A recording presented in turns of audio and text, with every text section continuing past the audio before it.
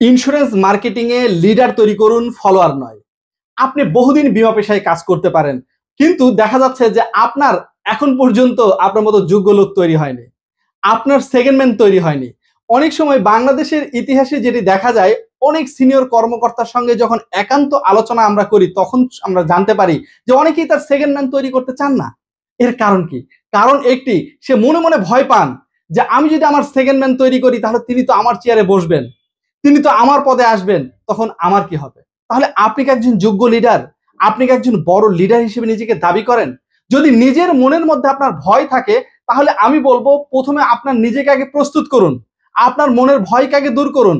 আপনার মধ্যে অবশ্যই দুর্বলতা রয়েছে, যে কারণে আপনি আপনার সেকেন্ড ম্যান তৈরি করছেন না। আপনি শুধু ফলোয়ার তৈরি করছেন, কিন্তু লিডার নয়।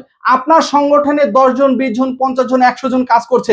আপনি গর্ব করে বলছেন যে আমার সংগঠনে 400-500 মানুষ কাজ করছে। কিন্তু আপনার অনুপস্থিতিতে আপনার অফিসের দায়িত্ব নিতে পারে এরকম একজন মানুষই নেই। তাহলে আপনি কি কাজ করছেন? শুধুমাত্র এই দিনের পর দিন যখন আপনি ফলোয়ার বাড়াবেন, তাহলে আপনাকে আজীবন কাজ করতে হবে ভাই। আপনি আজীবন কাজ করবেন, কখনো আপনি অবসরে যেতে পারবেন না, কখনো আপনি শান্তি পাবেন না, কখনোই আপনি নির্ভেজাল ভাবে সংগঠন পরিচালনা করতে পারবেন না। সব সময় আপনার মধ্যে হতাশা কাজ করবে, সব সময় আপনার মাথায় সব সময় ঘুরপাক খাবে কিভাবে আমরা টার্গেট অ্যাচিভ করব, কিভাবে আমি আমার বসের মন খুশি করব, কিভাবে আমার পদোন্নতি পাবো, কিভাবে আমার পজিশনকে ধরে রাখবো। কিন্তু যদি আজকে থেকে আপনি সিদ্ধান্ত নেন আমি আর ফলোয়ার তৈরি করব না, আমি লিডার তৈরি করব, আমার সংগঠনে অনেক বেশি মানুষের দরকার নেই, অল্প মানুষ হবে, কিন্তু সেই মানুষটি হবে আমার ডুপ্লিকেট। আমি ঠিক যেভাবে কাজ করি আমি সেরকম ভাবেই তৈরি করব। আপনার কোনো কর্মী যদি আপনার চেয়েও বড় হয়ে যায়, আপনার চেয়েও যদি বড় পদে ওঠে, সে যদি একসময় এমডিও হয়ে যায়, আপনি তো গর্ব করে বলতে পারবেন যে আমি এমডি হতে পারিনি, তাতে কি আমার হাতে 5 জন এমডি তৈরি হয়েছে, আমার হাতে 5 জন অফিস ইনচার্জ তৈরি হয়েছে, যোগ্য সংগঠন আমি তৈরি করতে পেরেছি। বাংলাদেশে এরকম অনেক নজির রয়েছে যে আমি অনেক প্রতিষ্ঠানের সিইওদেরকে দেখেছি, তার অধীনে যারা যারা কাজ করছে তিনি হয়তো একসময় সিনিয়র ছিল। এমনও রয়েছে যে যার হাতে সে এজেন্ট হিসেবে যুক্ত হয়েছে, তিনি এখন কোম্পানির এমডি হয়েছে, তার অধীনেই তার বস কাজ করছে। তাতে সমস্যা কোথায়? সমস্যা নেই। বরঞ্চ যিনি কাজ করছিলেন, যিনি তাকে নিয়োগ দিয়েছেন, তিনি গর্ব করে বলেন আজকে যদি আমি তাকে এজেন্ট হিসেবে নিয়োগ না দিতাম তাহলে সে এমডি হতে পারতো না, তাকে আমি নিয়োগ দিয়েছি, সে কোম্পানির এমডি হয়েছে, সে কিন্তু প্রাউড ফিল করে। আবার যিনি এমডি হয়েছে তিনিও কিন্তু তাকে তার প্রাপ্য সম্মানটা দিয়ে থাকেন। তাহলে আপনি আপনার জায়গায় যদি সিনিয়র হতে চান, যদি যোগ্য লিডার হতে চান, তাহলে আপনাকে লিডার তৈরি করতে হবে, আপনার ডুপ্লিকেশন তৈরি করতে হবে। আপনার কখনোই নিজের চেয়ারের চিন্তা করা যাবে না। আপনি যদি মনে করেন আপনার চেয়ার দখল করবে, আপনি যদি যোগ্য হয়ে থাকেন, তাহলে আপনার জন্য এর চেয়েও বড় চেয়ার অপেক্ষা করছে।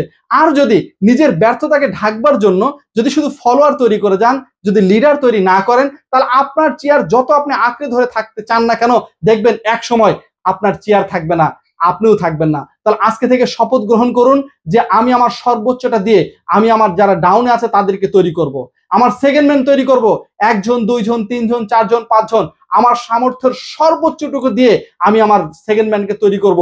তারা আমার প্রতিষ্ঠানে অথবা অন্য প্রতিষ্ঠানে তারা আমার চেয়েও সেরা হবে। এমন ভাবে যদি আপনি তৈরি করতে পারেন, তাহলে দেখবেন আপনার সুনাম চারিদিকে ছড়িয়ে পড়বে। এখানে আরেকটু সহজ ভাবে যদি উদাহরণ দেওয়া যায়, আপনি একজন পিতা হিসেবে আপনি কি চাইবেন? আপনার সন্তান আপনার চেয়ে অযোগ্য হোক, আপনার চেয়ে অল্প শিক্ষিত হোক, আপনার চেয়ে সমাজে অবহেলিত হোক, এমন চাইবে? নাকি চাইবেন যে আপনি যতটুকু পড়াশোনা করেছেন আপনার সন্তান আরো বেশি শিক্ষিত হোক, আপনি যে পরিমাণ অর্থ উপার্জন করছেন আপনার সন্তান আরো বেশি অর্থ উপার্জন করুক, আপনি সমাজে যতটা সম্মান পাচ্ছেন আপনার সন্তান আরো সম্মানিত হোক? অর্থাৎ এক কথায় আপনার সন্তানকে কিন্তু আপনার চেয়ে আপনি যোগ্য করে গড়ে তুলতে চান। কি কথা ঠিক কিনা? একজন সংগঠনের লিডারও একজন পিতার মতন। একজন সংগঠনের লিডারকেও ভাবতে হবে আজকে যাকে আমি যুক্ত করলাম তাকে আমি এমন ভাবে প্রস্তুত করব সে যাতে আগামী দিনে আমার চেয়ে একজন বড় লিডার হতে পারে, সে যেন প্রতিষ্ঠিত হতে পারে, সে যেন গর্ব করে আমার নাম বলতে পারে যে আমি তার সঙ্গে যুক্ত হয়েছিলাম, যে কারণে আজকে আমি এত বড় লিডার হয়েছি।